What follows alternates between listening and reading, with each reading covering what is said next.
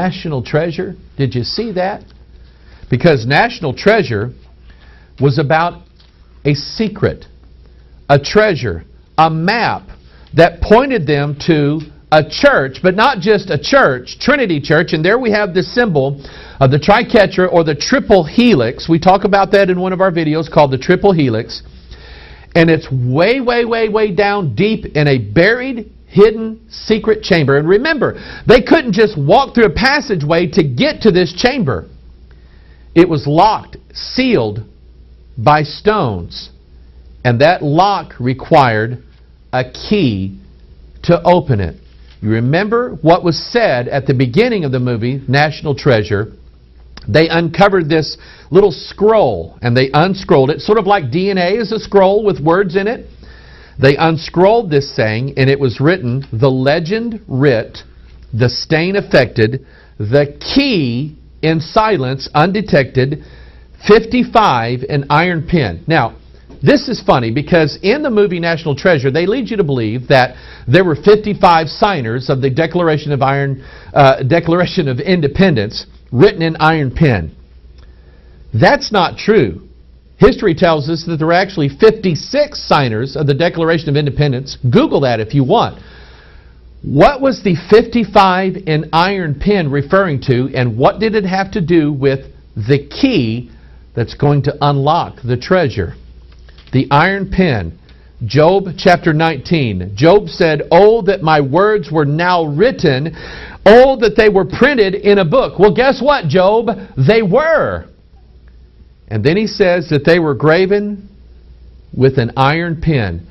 The phrase iron pen refers to the Scriptures, the Bible, where the secret is. The key to unlocking the secret is in the Bible. And what does the number 55 have to do with it? I will tell you that in your King James Bible, the name Satan is found exactly 55 times in the King James Bible. 55 written in iron pen. And here we have Satan. You remember this movie called Starman? Here it is, an E.T., an extraterrestrial, an angel falling to the earth, and he's giving this woman a child who's going to be birthed on the earth, and he's going to be a great teacher. This is Lucifer. This is the devil who falls. He is the star falling when the fifth angel sounds his trumpet. He's falling to the earth, and he has the key in his hand. This is absolutely amazing. Here's something else I found just today while researching this. You remember in the movie National Treasure, they were looking for the next key. And they were looking for the next code or the next thing. They had done the thing with the Declaration of Independence and the Silence Do Good letters and all of that stuff. And they were looking at the back of I think it was a $10 bill or $100 bill or something like that. They were looking at the back of that money because they were looking at the bell tower there of Independence Hall in Philadelphia. And they noticed that there was a certain time that they had to be there, and the time on the clock showed 2:22.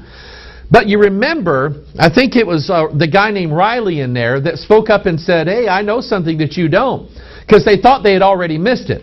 And he said back then they didn't have daylight savings time, so the time would actually be 3:22. Does that ring a bell to anybody? Get my pun? The symbol for the Skull and Bones Society, you know, that George Bush and John Kerry and all these other guys belong to, is a skull and a crossbones. We talked about that in several videos that we've done. But their secret number is 322. This brings us to things that we've been working on here in this ministry for the last few months. Dan Brown's lost symbol. The lost symbol is another way of referring to the lost key or the lost word of Freemasonry. Here is a quote. I want you to listen to this. Here is a quote now from Dan Brown's The Lost Symbol. A formal invitation had just been delivered. Someone was summoning Langdon to unlock a mystical portal that would unveil a world of ancient mysteries and hidden knowledge. And I want you to think about this, because at this time now, Langdon is in the Capitol building. He's in the rotunda where he's looking up at the apotheosis of George Washington. Literally, man and God mingled together. That's what the apotheosis is. And he's being told, he's looking at a sacred symbol there in the Capitol Rotunda on the floor. It's the symbol called the Hand of the Mysteries. Here's a picture of the Hand of the Mysteries. I want you to notice that we have a hand. And so when we have a hand, we have a number. 1, 2, 3, 4, 5. Revelation chapter 9, the fifth angel sounds, the fifth trumpet, the 5 months, the 5 kings. It's all part of it, people. And notice that 3 of the fingers are pointing upward and 2 of them are pointing downward. This gives you the as above, so below sign, or the what we now know to be the sign of where these kingdoms are going to come from. Some are going to rise up, some are going to come down.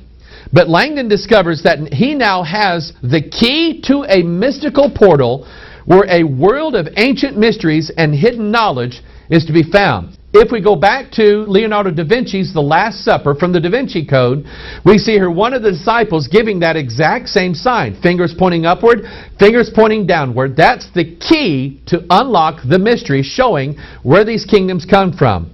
And then later on, Langdon talks about what's called the verbum significatium, which basically means the significant word or the lost word of Freemasonry. Notice what is said here. The girl looked hesitant, but she cleared her throat and continued. According to legend, the sages who encrypted the ancient mysteries long ago left behind a key of sorts, a password that could be used to unlock the encrypted secrets. This magical password, known as the verbum significatium, is said to hold the power to lift the darkness and unlock the ancient mysteries, opening them to all human understanding. Solomon smiled wistfully. Ah, yes, the verbum significatium. He stared into space for a moment and then lowered his eyes again to the blonde girl. And where is this wonderful word now? The girl looked apprehensive, clearly wishing she had not challenged their guest speaker. She finished reading. Legend holds that the verbum significatium is buried deep underground, and where it waits patiently for a pivotal moment in history, a moment when mankind can no longer survive without the truth, knowledge, and wisdom of the ages. At this dark crossroads, mankind will at last unearth the Word and herald in a wondrous new age of enlightenment. The lost Word basically is written in the same way that Manly Hall wrote The Secret Teachings of All Ages. In fact, most of the lost word was based upon that, written in the same style that Albert Pike wrote Morals and Dogma. It was intended to lead you close to the secret, but not actually reveal it itself. But here it is. He's summing up everything that all the mystery religions believed. And that is that buried deep underground, there is a secret, the lost word. And I want you to understand this lost word thing. I'm going to show it to you here in a minute. He talks about the word being buried underground, a key needing to open it up and unlock it, and so that it can come out and bless all of mankind. And if you've read the story, The Lost Symbol, Langdon ends up at the most significant monument in Washington, D.C., that of Washington's Monument. An obelisk or Baal shaft. The imagery here with the reflecting pool shows you the as above, so below symbol. One pointing up, one pointing down in the reflecting pool, showing you the source of these two kingdoms in the last days. At the top of Washington's monument, the illuminated capstone, sort of like on the back of a $1 bill.